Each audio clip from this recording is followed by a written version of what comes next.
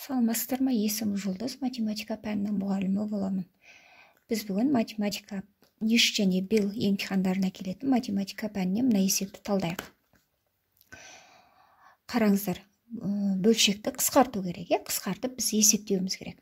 Енді біз былай жасаймыз. Бірінші бөлшектің алымы мен бөлімдегі сандарды қысқартып аламыз.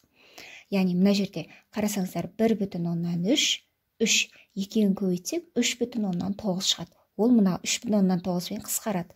Демек, мына үшеуі қысқарып кетеді. Бір қалады, Ары қарай. Енді 99 пен минус 6,6-ны қысқартайық. Ол үшін біз 3-ке бөлеміз. 3-ке бөлсек 33, 3-ке бөлсек 2,2.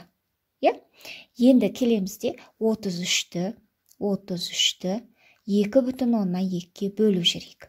Ол үшін біз бөлу ережесі бойынша 1/10-ға жылжытамыз, яғни 330-ды бөлеміз 22-ге. 330-ды 22-ге бөлсек, 1-ден береміз 22, 110, 5-тен береміз 110, сонда 15 шығады. Мына жерде 1 қалады, мына жерде 15 қалады. Енді әріптерін, айнымалыларды қысқартайық. А-бы мен А-бы қысқарады. Ал енді бәрі қысқарып кетті, 15 қана қалды. Енді біз таңбасына қараймыз. Қараңыздар, алымында минус, бөлімінде минус, 3 минус бізде минусты береді.